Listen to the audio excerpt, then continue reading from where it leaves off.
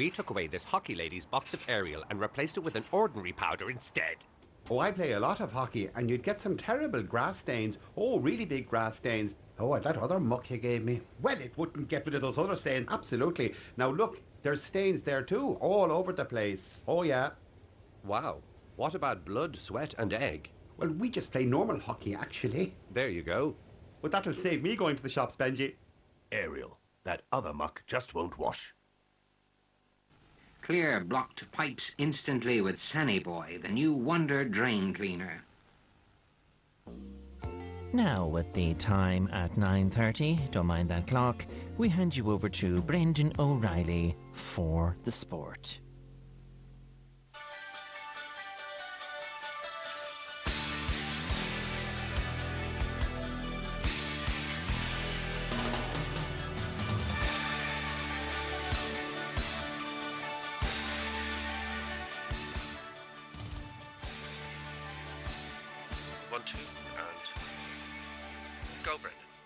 Fáilte August, welcome along there to Sports Stadium here on RTE Radio Television.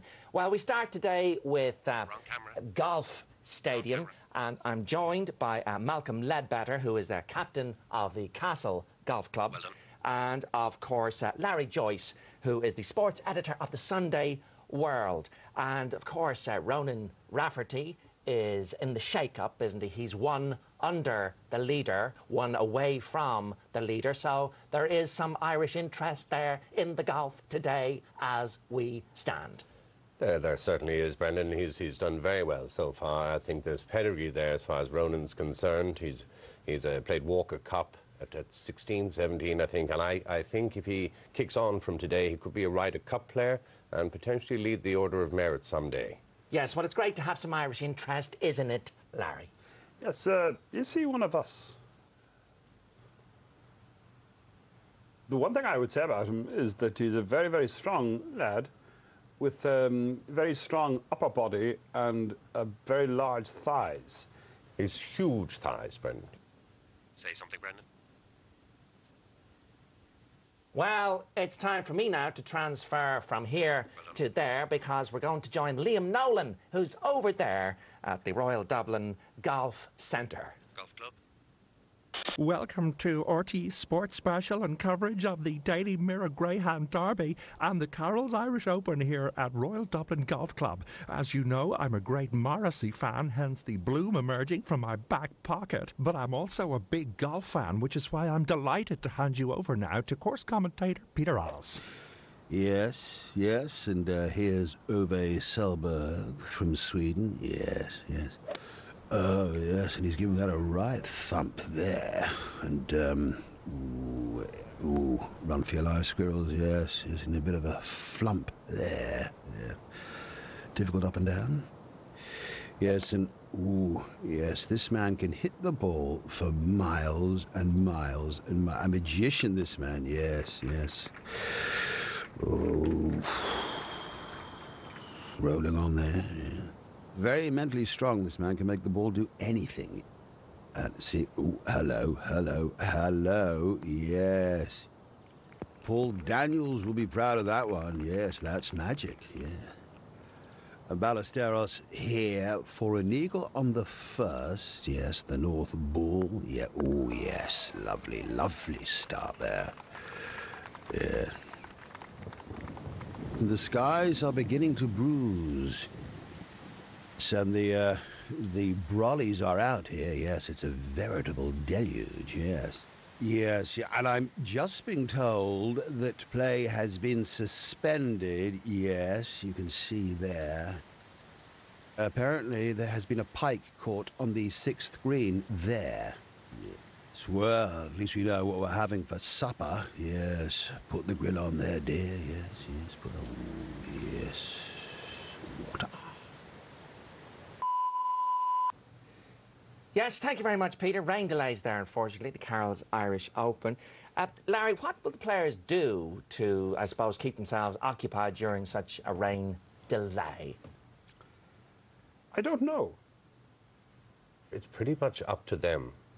Each one is an individual. It's an individual game. Sometimes played at team level, but it's up to the individual.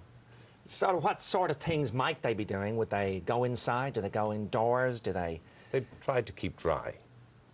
The rain in Spain stays mainly on plain, but not in Dublin, or Royal Dublin, more specifically. Well, while they're trying to, I suppose, fix the rain and the waterlogged golf course there, it's time to hand you over to the big game in hockey. And your hockey commentator for the big hockey game, Ireland versus England, is Fred Cogley. Thank you, Brendan, and you join us here at Three Rock just as the half-time whistle blows. And Ireland still in contention here. No tries at all. Phil, Brendan. Well, thank you very much. Yes, well, nail-biting stuff there between Ireland and England in the hockey. And I suppose, gentlemen, hockey is quite similar to golf, isn't it? In that you're holding a stick and hitting a ball, usually a white ball. Well, hockey is very much a team game, whereas golf is very much the individual against the course. That is correct. And also, I would say that the terrain on which the game of hockey is played is much, much different. You would have a grit-like substance, which would be underfoot, but it would be level, whereas I think golf would be far more undulating. Yes, undulating. Well, we are... Yes, well, I'm delighted to tell you now that we can return to Peter Alice at Royal Dublin for the golf. No, the hockey, Brendan. Back to the hockey. The hockey. Hockey. Yes, well, actually, the golf is still delayed. So we're going back to the hockey with Fred Cogley. Thank you, Brendan, and still scoreless here in Three Rock. Ireland 0, England 0, and Ireland on the attack there. The umpire giving a free for foot in, and another free there for England for a foot out. And there's Sean Curley, number 13, using his pace, and that goes over the line.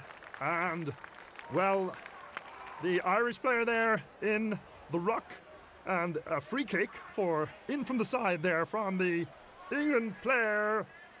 And, well, that is legal, and the referee waves play on, and the goalkeeper kicks it over there, and it's back in towards the goals.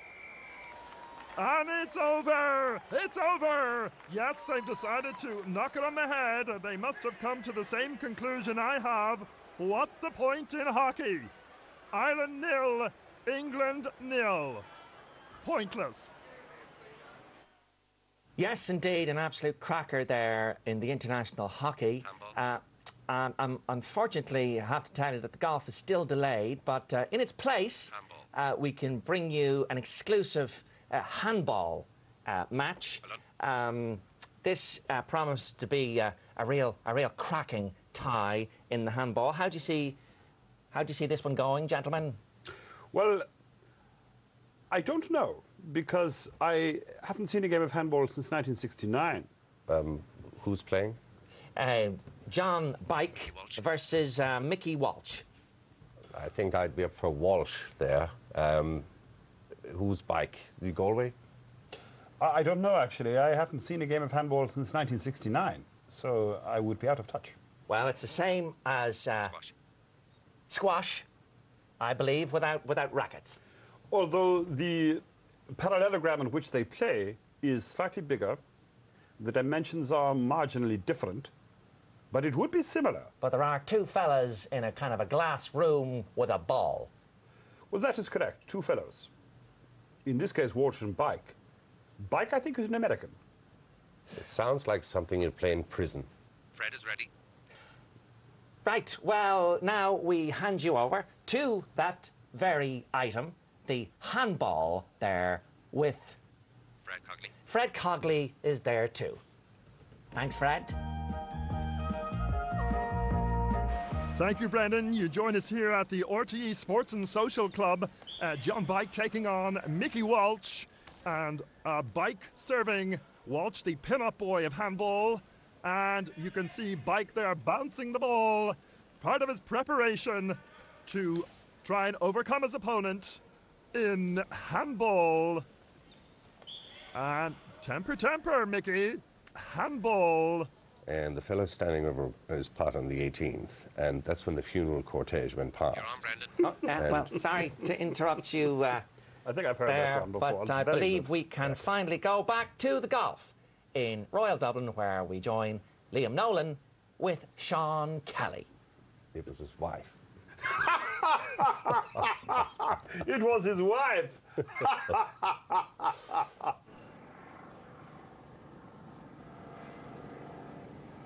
Anybody who watches major sport on a casual basis on television will have noticed two things in distance events in foot running, the marathon, for example, and in long-distance cycling, the reaching for the bottle every now and again, the drinking of whatever it is that you need. Now, I know marathon runners are very particular about what they will have. Some will have water, some will have something else. What do you, in fact, have in your bottle? Go, Brendan. Go, Brendan. Right. Yes, well, time now for us to take a commercial break. Go! Huzax direct action against whoos and roundworms in cattle and sheep. Sibagagi Huzax. Cycling in the Jersey, cycling on the bike, cycling on the road, against other fellas. Well, cycling I find easier after the feed of Galti cheese. It's cheese in a box, I promise. Whether you're cycling up a hill in France, Italy, or that place, you'll do it faster with a box of Galti in you. Galti, it's cheese in a box. Good for you, promise. Bazooka that Veruca with Veruca Boom. From your pharmacist. Always apply with care. Don't jump off a moving bus. It can cause injury or even death. Always get off at designated bus stops if you want to live. Welcome back to Sports Stadium. Well, we're still waiting play to continue at Royal Dublin, but in the meantime, we can bring you a special report from Ballinasspittle. Roll, VT.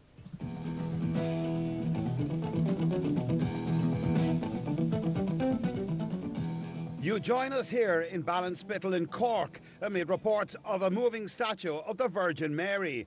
Eyewitness accounts vary from person to person, but most people believe they saw her waving her arms, crying blood, levitating and even speaking to a pigeon. I spoke to some of the assembled crowd who have travelled from all over the country, who have been here before.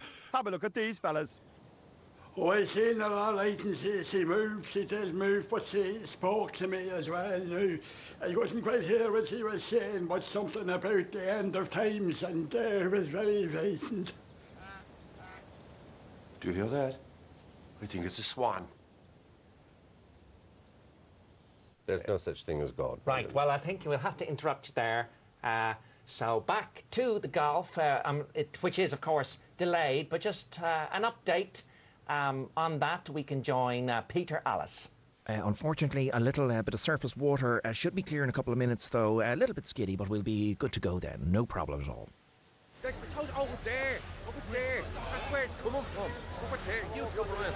There! I'm joined by cyclist Sean Kelly. Sean, delays are unfortunate, aren't they? That's right, yeah. Yes, well, as Liam Nolan rightly says, delays are unfortunate, aren't they? Yes, I believe so. Yes, I would agree with the speaker. Yes, and I would agree with the pair of you. So, we have located some greyhound action for you, and it comes from the Irish Derby, which of course took place there recently, and Fred Cogley was there to see all the action. And you join us live in Shelbourne Park here for the greyhound racing, and the lineup is Rex number 1, Bailey 2, Spot 3, Charlie High 4, Buster 5, and Spot 6 as the hare comes round and they're away, and it's Buster from Charlie High, Spot and Rex, and Bailey there. Sorry. Well, I'm afraid we didn't get to see the end of that particular race, but Phil, Brendan. gentlemen, who do you think would have prevailed? 2. 5. Yes, well, I am delighted to say that they're ready to recommence play in Royal County Dublin. They're not. New promo. No, they're not. They're not. Line up the promo. Well, that gives us a chance to have a look at a preview of a new programme coming soon to RTE Entertainment, In the Nip with Pat Kenny.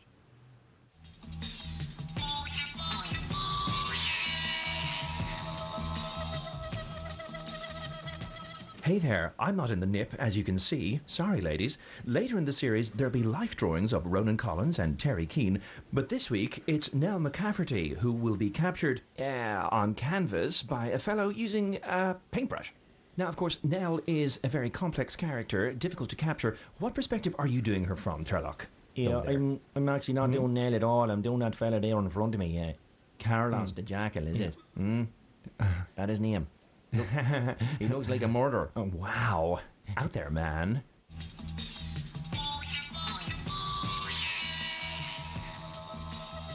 Can they just play? Well, there you have it. No golf, I'm afraid. So now it's time to bring you a preview of the weekend sport, even though this is the weekend. So we leave you with preview with Tony Ward. Mickey Walsh won the handball, by the way. Well done, Mickey. Yippee. Right. I think the pub is calling, gentlemen. We're going to the Hellfire Club. Hi, welcome. I'm Tony Ward, and I'm not nervous at all. And I'm delighted to be introducing you to, I suppose, the preview of, well, not Ireland versus Argentina, no, that's not right. That's coming up next week at 2:45, and the kick-off is at 2:45. But the week's real glamour fixture was Munster versus Leinster, and here's highlights with Fred Cogley now. And the atmosphere here in Lansdowne Road is electric among the 57 people attending as Vincent Cunningham from the St. Mary's Club lines this kick up. And it's not over. No, not over. Yeah, he's hopeless, that guy. I certainly would have got that one myself. Now, Peter Collins is joining us, and he's not in Spain. That's right, Tony Ward. I'm Peter Collins, and I'm not in Spain. I'm in Dundalk at the Tri-Cyclone, which takes place outside the town today. As usual, they'll be starting off outside the Long Walk shopping centre. They'll pass Pierce Park and make the way up a big hill where they'll go cross-country, rum-rum, until they end up in the 24-hour wall of death. Look at that guy. Some people find it a little bit terrifying, like Charlene Spiteri from Texas. That's all to come tonight at 9 o'clock with me, Peter Collins. Why don't you bring your own bike? I've got mine, and it's a bitch of a machine. Well, apologies there for Peter's use of bad language, really appalling. Now it's time for the All-Ireland Tug-of-War from Oldcastle, County Meath. And there's Cecil, and Cecil holds his arms, and that means it's a go-go. And Ireland pulling also. Heave Ireland, put your back into it, Seamus. The match ended in a draw, and afterwards I spoke to the two winning captains, one of whom who had just eaten. Well, I think we would have won the match if the rope hadn't disappeared. Walrus. Look, sorry, I'm just talking to the fellow here. The rope had disappeared. Walrus. Rope disappeared. I very much approve of Walrus, so tug of war and Walrus, that's me. We can return to Royal Dublin now for the conclusion of the Carroll's Irish Open, where Seve Ballesteros is making his way up the 18th. Yes. Seve in his caddy going up the 18th. Yes, wonderful shot. But his caddy is going to have to be the man from Atlantis to find that ball, yes. Purchase £10 of motor fuel at participating Shell stations and collect a free steak knife and double portion of broccoli. Harrison Ford is the Blade Runner at a cinema near you.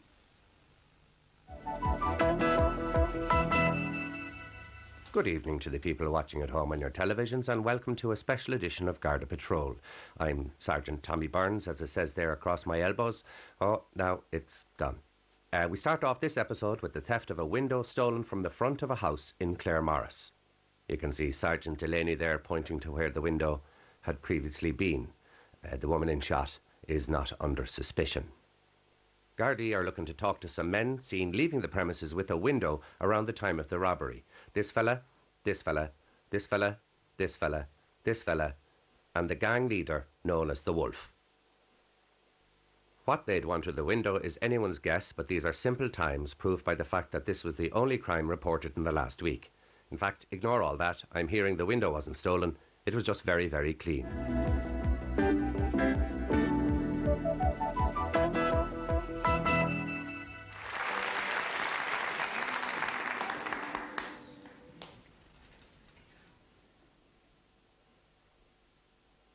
Weirdos, weirdos, see the moving statues. Weirdos, weirdos, we're afraid of them. Weirdos, weirdos, see the moving statues. Weirdos, weirdos, we're afraid of them. She moves, we saw her move. She's eating both, what are you on? She moves, we saw her move. What would you know, you're watching the golf.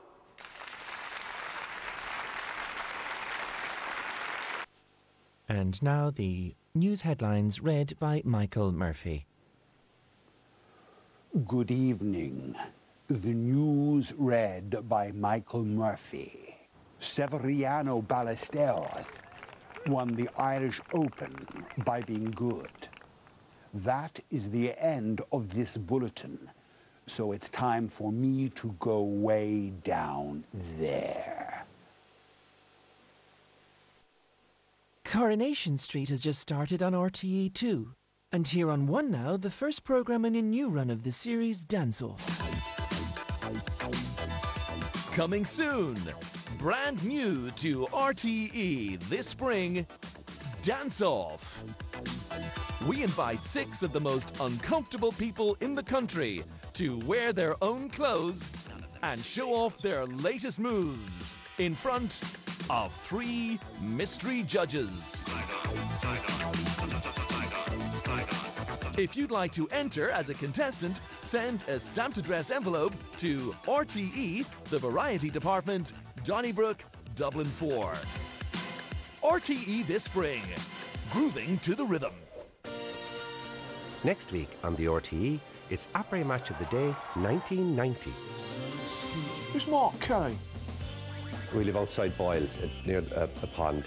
It's me. 197. 198,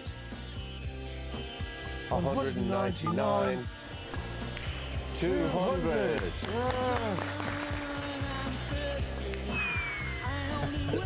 He's looking particularly volatile. Sure, nobody knows what colour spot now, Clyde.